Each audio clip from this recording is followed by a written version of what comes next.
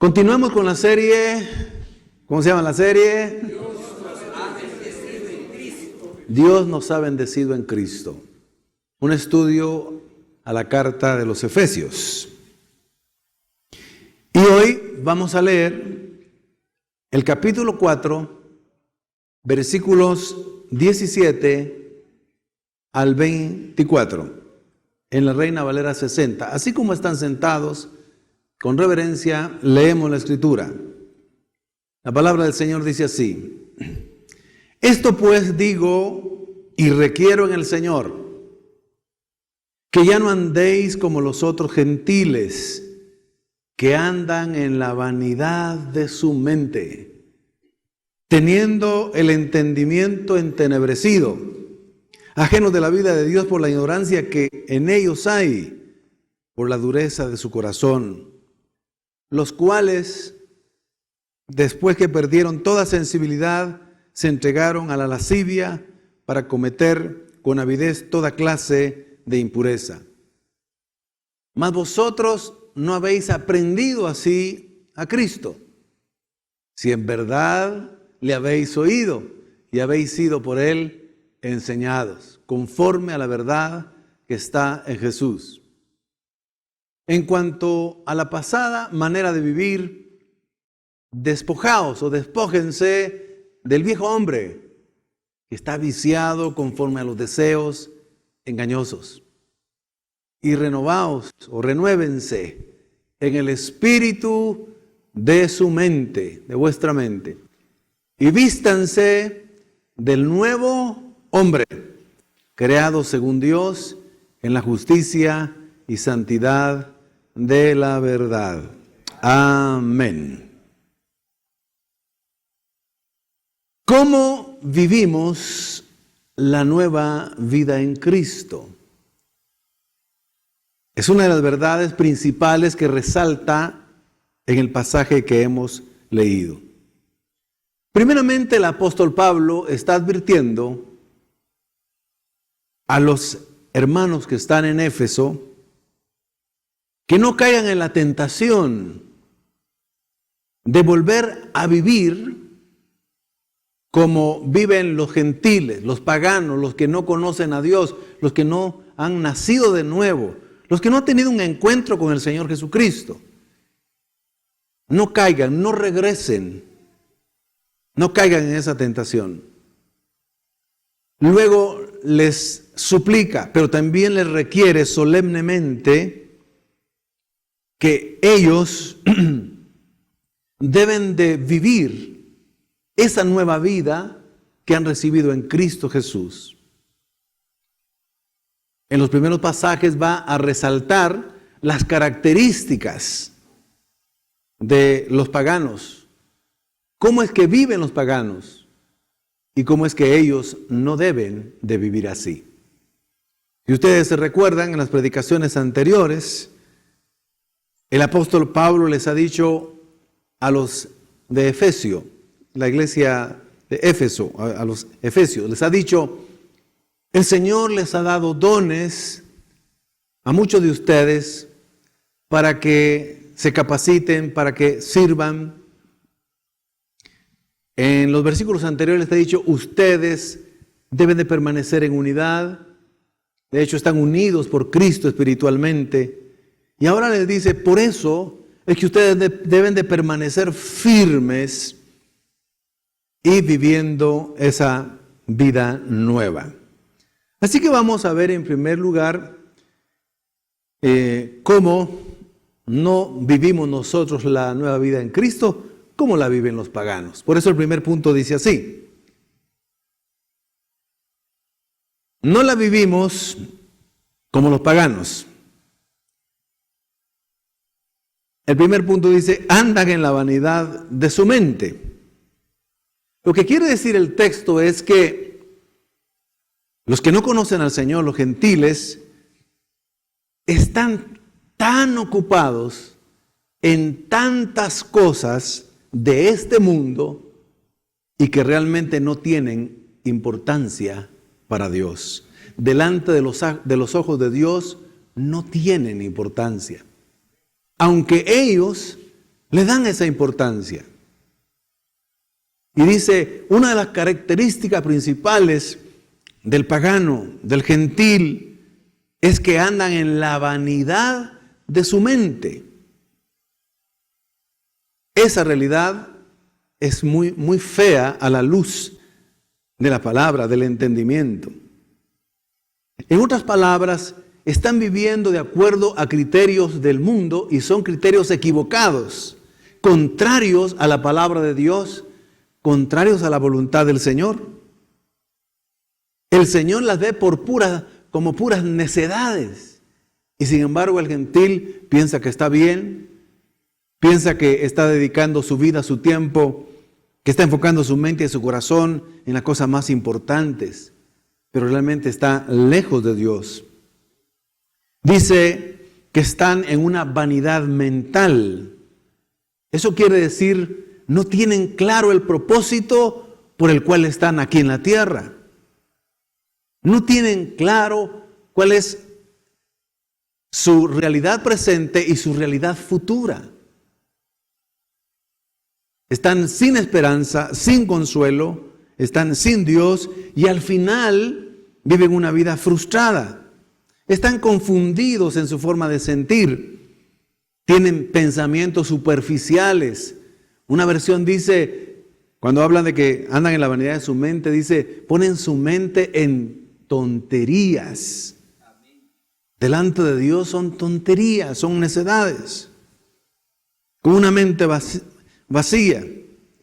Y todo eso lo hacen procurando encontrar la felicidad en este mundo. Cuando todos nacemos, y muchos de nosotros no nacimos en un lugar cristiano, empezamos a tener ideas de las cosas que queremos hacer, cómo vamos a actuar, empezamos a tener anhelos y sueños, y es correcto tenerlos, con la idea de ser felices en este mundo.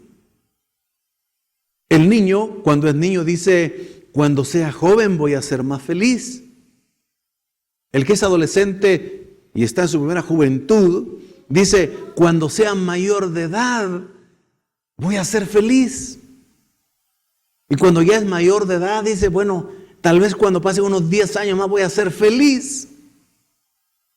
Y otros están pensando siempre como seres insatisfechos, queriendo buscar la felicidad. Andan en la vanidad de su mente. Algunos dicen, seré feliz cuando comience a trabajar. Y está bien que trabajen, por supuesto, porque el que no trabaja, bueno, es que no coma, dice la Biblia. Pero cuando comienzan a trabajar se dan cuenta que hay que ganarse el pan con el sudor de la frente, que no es fácil. Y se dan cuenta que no es la felicidad del trabajo. Otros dicen, bueno, seré feliz cuando me gradúe en la universidad. Y qué bueno. Por favor, jóvenes, estudien y gradúense, sean profesionales buenos. Pero se van a dar cuenta, en el caso de los que no conocen al Señor, que al llegar a ser profesionales tampoco son felices, apenas comienza algo ahí. Y otros dicen, cuando me case seré feliz. Esos son los más ingenuos.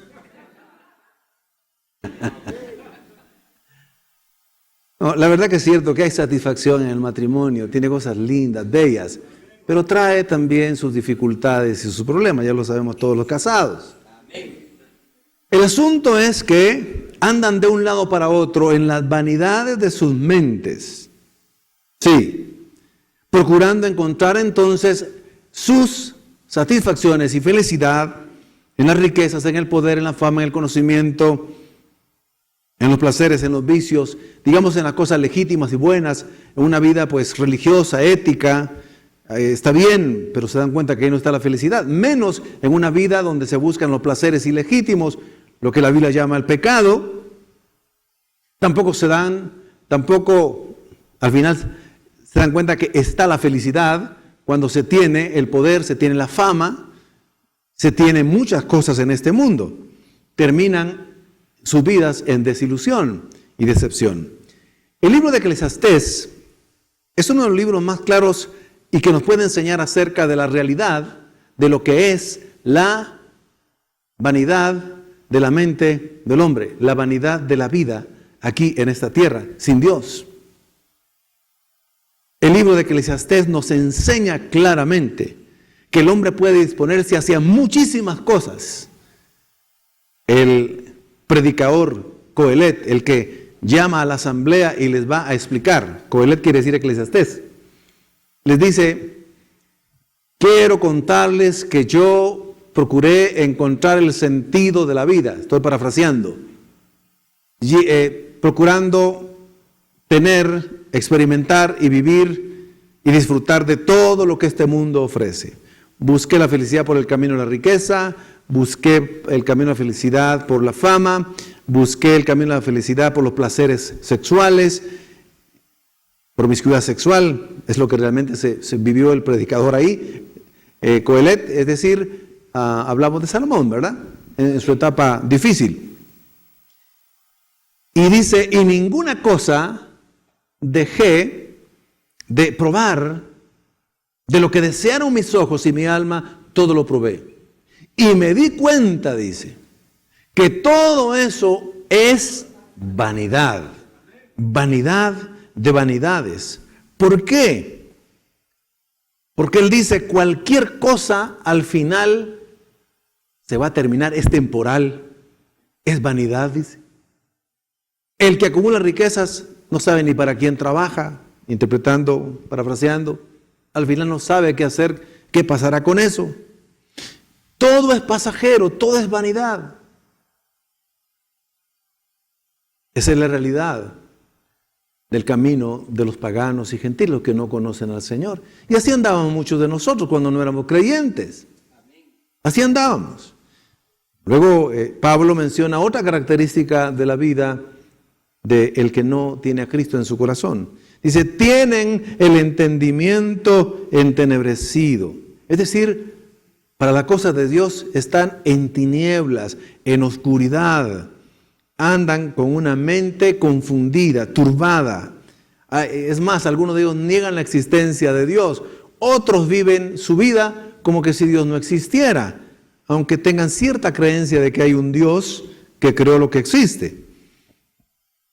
Y ese entendimiento entenebrecido los hace vivir de una manera insensible ante Dios. Viven realmente para sí mismos. No viven para la gloria de Dios. Entonces, Dios pone al descubierto que el hombre no solo nace en pecado, sino que el hombre pagano, gentil, todo lo que hace tiene un móvil personal, egoísta, de anhelos y deseos. Y por cuanto no lo hace para la gloria de Dios, es pecado. Aparte de que muchos viven abiertamente en los pecados que la Biblia declara como acciones que ofenden a Dios. La idolatría, por ejemplo, la hechicería, el adulterio, las fornicaciones. Y hay grandes listas. El robo, la fornicación, ya la mencionaba, borracheras, contiendas y todos los otros pecados. Y hay otros que no pecan tan abiertamente, encubren un poco sus pecados. Pero lo que está diciendo acá es que de todas maneras el impío, aunque llevara una vida como muy ética ante los ojos de los hombres, y llevara una vida religiosa ante los ojos de los hombres, si no conoce verdaderamente a Cristo, entonces de todas maneras peca. He contado esta realidad algunas veces. Una persona que no conoce al Señor Jesucristo, que no ha nacido de nuevo, que no tiene la vida eterna, se levanta muy de mañana, tiene un hogar integrado, ama a su esposa, ama a sus hijos, va a trabajar, se levanta contento, saluda a su esposa, no importa cómo haya amanecido su esposa, la saluda, a sus hijos los abraza, los va a dejar al colegio, no se molesta con el tránsito denso, ni aunque se le atraviesen aquí y allá, va tranquilo, llega al trabajo, saluda a todos, algunos no lo saludan, pero él no se incomoda, es un buen trabajador, es diligente, responsable, es honrado. trabaja bien, almuerza, saca la segunda jornada, regresa de nuevo con la ilusión de llegar a su casa. Llega a su casa nuevamente, se comporta bien, saluda a su esposa, la abraza, la besa, platica con ella, cena con los niños, ve un poco de televisión y se acuesta. ¿Qué pecado cometió este hombre? ¿Sabe cuál es el pecado que cometió? Es que todo lo que hizo, no lo hizo para la gloria de Dios. Lo hizo para sí mismo, para su familia, para los demás. Por tanto, es un pecador que no se salvará. Tienen el entendimiento entenebrecido. Se ha endurecido tanto el corazón de algunos paganos que son incluso más duros que la piedra más fuerte que haya, como incluso el mármol. Cuando el texto utiliza aquí de que se han endurecido por la dureza de su corazón, esa dureza es una palabra que se refiere a la roca más dura que el mármol, como mencionaba. La palabra griega es poros. Poros era una piedra durísima, no le entra absolutamente nada. Están tan endurecidos en su mente y en su corazón que creen que no necesitan de Dios y viven su manera de manera muy orgullosa, prepotente aquí en la tierra. Y otros están tan endurecidos que cometen pecados escandalosos. Y los pecados escandalosos ya los puede ver más personas, no solamente ellos en su corazón. Es la misma palabra, la palabra está poros, dureza del corazón, que también se usaba para señalar a los que estaban con las articulaciones endurecidas de su cuerpo, que unen los huesos, de tal manera que se quedaban paralizados. Así están los corazones, dice Pablo, dice el Señor, de aquellos que no conocen a Cristo Jesús. Y por eso también tienen endurecido el corazón.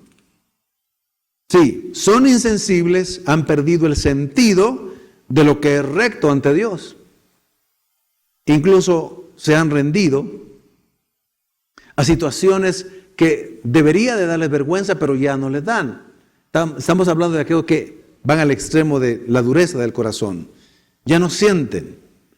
En otras palabras, pasan por el proceso horrible del pecado que petrifica el corazón y la mente. El pecado continuado lo que hace es endurecer la conciencia, endurecer la mente y el corazón ante Dios. Por ejemplo, cuando alguien miente una vez, por ser la primera vez, quizás sienta un poco de remordimiento, quizás sienta incomodidad. Pero si vuelve a mentir otra vez y lo hace de manera continua, cada día, entonces va a sentirse como que es normal mentir. Se está endureciendo de tal manera que se vuelve un gran mentiroso y piensa que no es malo mentir. Y lo peor es que después para creyendo sus propias mentiras. El que es mentiroso en extremo así es.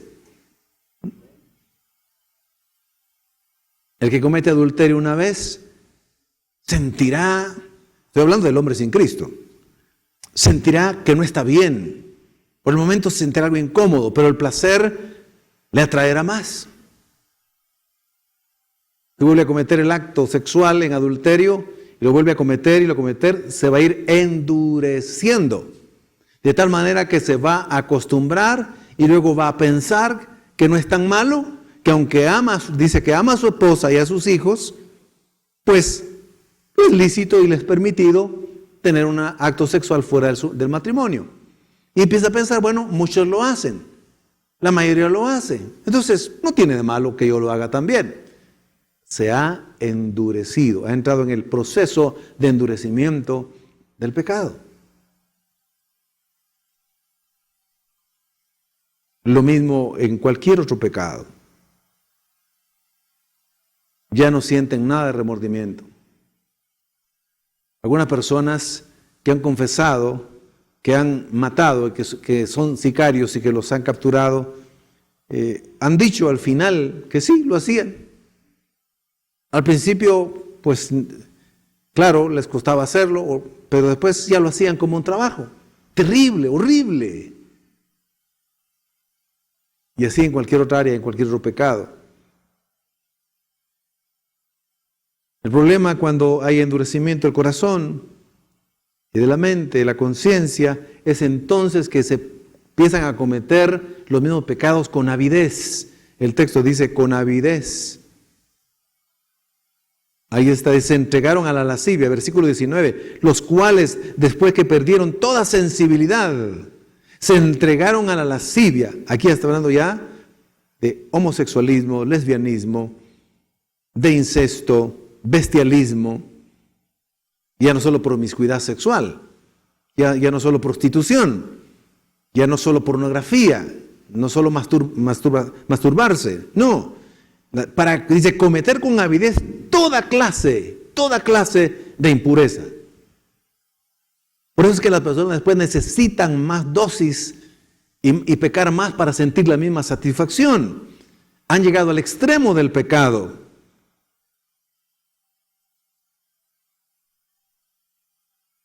Esa frase con avidez significa que el pecador ha dejado de ocultar sus pecados y ya no le importa. El adúltero trataba de mantener en secreto su relación, pero llega un momento que ya está tan insensible, y ya no solo con una persona, sino con otra y otra y otra. Entonces ya pierde la vergüenza, pierde la sensibilidad, y no importa que lo miren en la calle, esto le va a costar su matrimonio, le va a costar muchas cosas, pero ya no le esconde.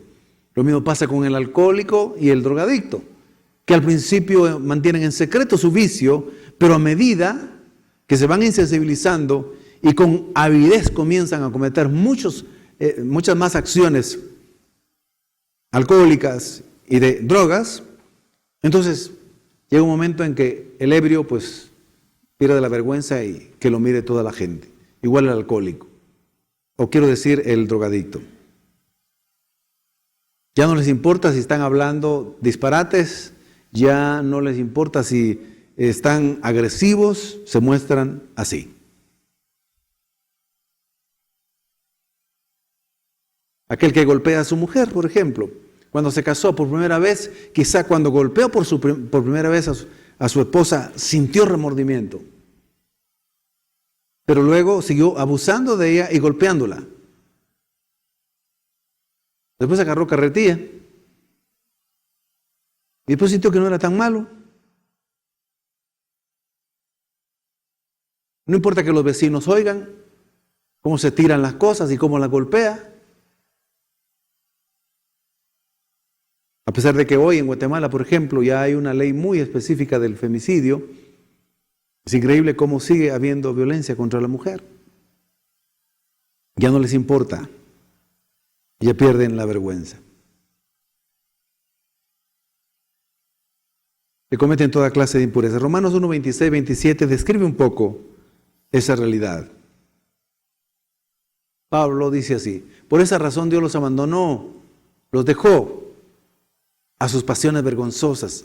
Aún las mujeres se rebelaron contra la forma natural de tener relaciones sexuales y en cambio dieron rienda suelta al sexo unas con otras. Los hombres, por su parte, en lugar de tener relaciones sexuales normales con la mujer, ardieron en pasiones unos con otros. Los hombres hicieron cosas vergonzosas con otros hombres y como consecuencia de ese pecado sufrieron dentro de sí el castigo que merecían. Así que Pablo les dice: ustedes, por favor, hermanos que están en Éfeso, ustedes efesios, ustedes deben de vivir la nueva vida que recibieron en Cristo. Les requiero en el nombre del Señor, ese es un llamamiento fuerte, que nunca más ustedes quieran caer en la tentación de volver a vivir tan siquiera un poco de tiempo como vivían antes ustedes que eran gentiles, que eran paganos y no conocían al Señor. Después de describirles esa triste realidad, ahora les dice: ustedes lo que deben hacer es vivir como cristianos, vivir como hombres y mujeres de Dios transformados por el poder de Dios. No importa que antes hayan sido gentiles y paganos y pecadores. Ahora ustedes han recibido una nueva vida en Cristo Jesús y ustedes deben de vivir como cristianos. Como cristianos. Ustedes deben de vivir esa vida de paz, esa vida limpia, esa vida pura, esa vida potente, esa vida llena del Espíritu, de servicio, de amor, de entrega. Ustedes deben de vivir esa vida. ¿Cuántos de nosotros antes de conocer a Cristo, acaso no éramos esclavos de pecados también? Éramos pecadores y practicamos pecados, hicimos cosas pecaminosas, unos más que otras, unos algo escondidas, otros medio escondidas, otros abiertamente. Triste era esa realidad. Pero para eso apareció Jesucristo, para salvar al hombre de esa miseria, de esa desgracia, de esos pecados, de esa condenación, para salvarlo y convertirlo en una nueva creación. Así que Pablo dice, ustedes deben de vivir así como aquellos que han conocido a Cristo. En otras palabras, hermano, si usted dice que ha conocido a Cristo, por favor viva como cristiano. Porque si va a vivir como mundano, mejor no diga que es cristiano. Por eso dice, vivan como cristianos, como aquellos que han conocido verdaderamente a Cristo. Y una parte del texto dice, si es que lo han conocido. Versículo 20, mas nosotros no habéis aprendido así a Cristo, si en verdad le habéis oído, si han oído a Cristo, y habéis sido por él enseñados conforme a la verdad que está en Jesús. En cuanto a la manera pasada de vivir, aquí comienza a decir, despójense del viejo hombre. Ustedes ya son una nueva creación. Por favor, leamos Efesios 4:23. ¿Lo tenemos ahí? Dice, en cambio, dejen que el Espíritu les renueve constantemente los pensamientos y las actitudes. Ustedes ya tienen la mente de Cristo. A ustedes les cambió la manera de pensar el Señor Jesús. Ya no andan como los impíos, con una vanidad mental, con un entendimiento entenebrecido, con un corazón endurecido. No, ustedes ya tienen una mente renovada. Así que por favor, continúen renovando sus pensamientos y sus actitudes. Romanos 12:2, en Dios habla hoy, dice así, no vivan ya no, según los criterios del tiempo presente, del mundo, del pecado, del sistema. Al contrario, ustedes romanos, cristianos, cambien su manera de pensar para que así cambie su manera de vivir. Bendita palabra. Por eso, entonces Pablo le dice, despojémonos del viejo hombre. Lo dice claramente ahí. Esa es otra de las verdades que se encuentran en el texto. El versículo 22. Despojaos del viejo hombre. ¿Por qué? Porque está viciado conforme a los deseos engañosos. Lo que está diciendo acá es, ustedes antes eran no salvos. Vivían con el viejo hombre, esa naturaleza heredada de Adán y de Eva. Ahora están en Cristo Jesús, tienen una nueva naturaleza. Entonces, quítense cualquier residuo, cualquier resabio de ese viejo hombre, deben de sacarlo, deben de despojarse. Es una orden de una acción decisiva, tajante, permanente. Está corrompido, así que ustedes ya no tienen nada que ver con ese viejo hombre. Porque ese viejo hombre actúa en base a sus malos deseos. Renuncien completamente a la tentación de querer vivir conforme a la antigua manera de vivir. No puede. No pueden regresar a una vida pecaminosa con un corazón endurecido. No pueden volver a la esclavitud del pecado. No pueden regresar a vivir una vida con deseos perversos. Ustedes ya conocieron la verdad, la libertad. Así que, segunda instrucción, renueven o renovaos el espíritu de nuestra mente. Eso está ahí en el texto también. Versículo 23. Leemos el versículo 23. Lo ponemos en pantalla. Por favor, si no lo leemos aquí también. Dice, y renovaos en el espíritu de vuestra mente. Así dice literalmente la Reina Valera 60. Gracias. Y renovaos en el espíritu de vuestra mente. Ustedes que ya tienen una mente renovada, han sido salvados, han sido convertidos. Recuerde que la palabra conversión es metanoia. Cuando uno se convierte al Señor, ha ocurrido la metanoia. Y eso significa un cambio en la manera de pensar porque se cambió el corazón cuando creímos en Cristo. Entonces, es un proceso continuo. Si usted ya tiene una mente limpia, pues sigan limpiando su mente. Por medio de la palabra, por medio del poder del Espíritu, por medio de los pensamientos correctos, por medio de las actitudes correctas. Deseche los malos pensamientos. Cuando Satanás le lance dardos de fuego, que son los pensamientos feos que vienen y no son nuestros pensamientos. Recordemos el dicho ya conocido de Martín Lutero. El cristiano no puede evitar que los pájaros den vuelta arriba de la cabeza, pero sí pueden evitar que los pájaros se asienten sobre su cabeza, hablando de los pensamientos. Entonces no podemos evitar que a veces Satanás nos lance un pensamiento feo, horrible y un pensamiento impuro en un momento dado. Pero en el acto, con el escudo de la fe, nosotros apagamos ese dardo de fuego y decimos no a ese pensamiento.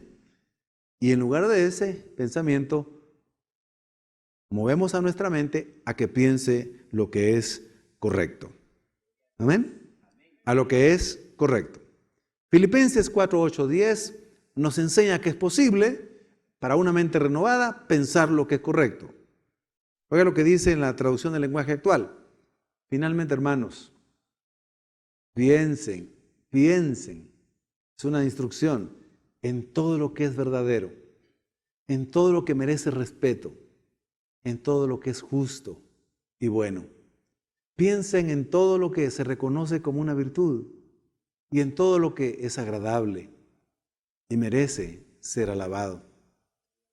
Practiquen todas las enseñanzas que les he dado, hagan todo lo que me vieron hacer y me oyeron decir, y Dios, que nos da su paz siempre con ustedes, estará con ustedes siempre. Me alegra mucho que como hermanos en Cristo al fin hayan vuelto a pensar en mí. Podemos dejarlo ahí. Lo que está diciendo el texto es que hay que pensar en todo lo bueno. En Cristo usted tiene la autoridad sobre su mente. El que no es cristiano, su mente está entenebrecida bajo la influencia del diablo y Satanás. Su mente tiene los moldes y los criterios del mundo. No puede. Su mente está en tinieblas. Por eso es que el cristiano tiene esa enorme bendición de no solo ser salvo, tener un corazón nuevo, sino una mente renovada. Entonces tenemos paz. Podemos poner los pensamientos correctos.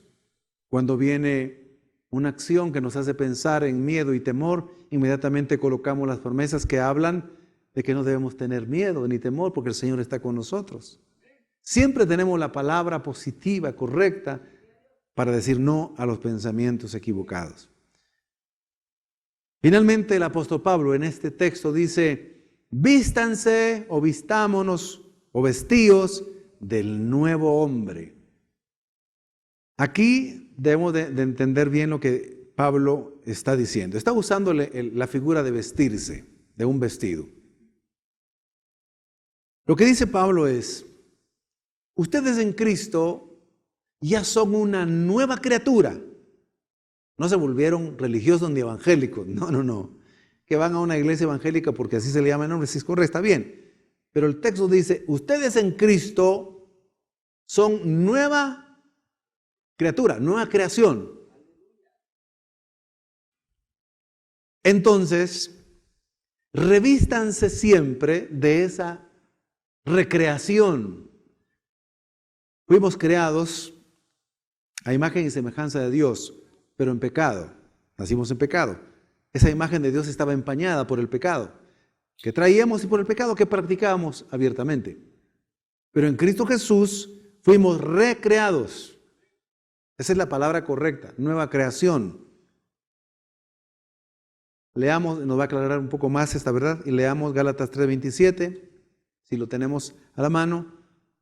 Porque todos los que habéis sido bautizados en Cristo, de Cristo estáis revestidos. Es decir, con un vestido nuevo, pero es el vestido de la nueva creación. Romanos 13:14. Sino vestidos del Señor Jesucristo, de Él mismo, y no proveáis para los deseos de la carne.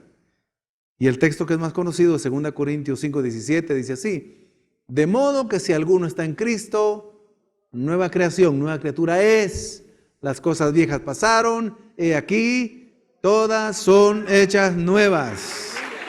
Podemos vivir la nueva vida en Cristo Jesús. Pónganse de pie, por favor. ¿Y cómo podemos vivir la nueva vida en Cristo Jesús? Pues ya no la vamos a vivir como lo viven los paganos, que andan en la vanidad de su mente, entendimiento entenebrecido, endurecido el corazón. Vamos a vivirla, ¿cómo? Despojándonos del viejo hombre, vistiéndonos, renovando el espíritu de nuestra mente, vistiéndonos siempre de la nueva creación que Dios hizo en nosotros en Cristo Jesús. No tenemos excusa, mis hermanos. Podemos vivir esa vida nueva en Cristo Jesús, que se manifiesta en una vida de santidad, una vida de integridad pura, basada en la verdad. Un testimonio de una vida diferente. Lo que antes éramos y practicábamos, ya no lo somos ni lo practicamos. ¿Le aconteció eso en su vida a usted? A todos los que creímos en Jesucristo, podemos decir un antes y un después. Bendito sea el nombre del Señor. Vamos a dar gracias por su palabra. Oremos un momentito. Señor, te damos gracias porque podemos vivir una nueva vida en Cristo Jesús. Gracias porque en Cristo nos diste la salvación, nos diste un nuevo corazón y renovaste nuestra manera de pensar. Y así debemos de seguir viviendo, Señor, porque esa es tu voluntad. No lo pudimos hacer en nuestras fuerzas. Estábamos muy lejos, Señor. Andábamos en vanidades ilusorias. Andábamos en las cosas de este mundo, afanados, equivocados y al final decepcionados, Señor. Pero ahora hemos encontrado la verdad. Ahora, Señor, tenemos esa vida hermosa. Permítenos vivirla cada día para tu gloria y para bendición nuestra, de nuestros seres queridos.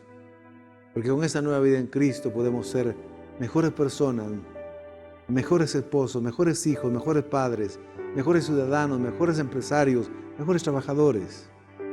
Somos diferentes por tu gracia y tu misericordia.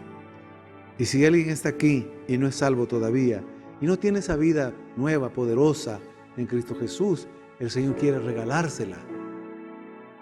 Te la regala, aunque costó muchísimo la sangre de Cristo, su muerte en la cruz, pero usted se la regala por medio de la fe. Solamente usted tiene que creer en Jesucristo y ser salvo, nada más. Cree en Jesucristo y será salvo. Se arrepiente de sus pecados y Él le perdona todos sus pecados y los hace diferentes.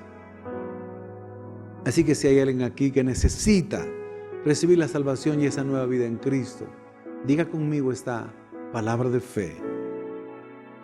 Creo en ti, Jesucristo, para ser salvo.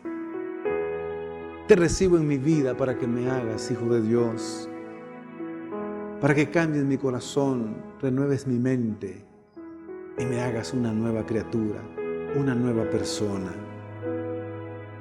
Te confieso como mi Señor. Creo en mi corazón que resucitaste al tercer día.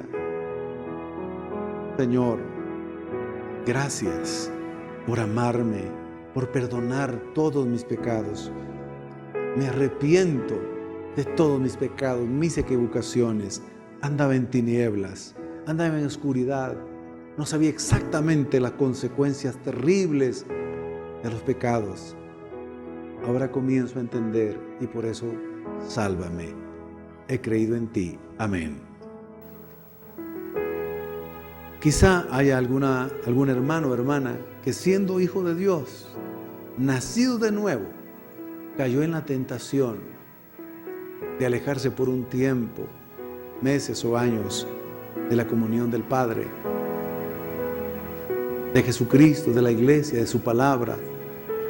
Así como le pasó al hijo pródigo, que era verdadero hijo, y voluntariamente se fue de la bendición de la casa del Padre, de la provisión, de la protección, y fue a vivir una vida perdida por un tiempo. Pero como era verdadero hijo, nunca se sintió bien.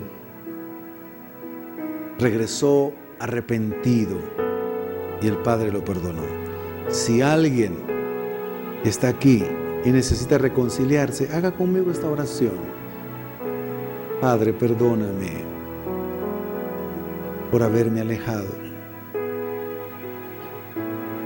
Me arrepiento. Perdóname.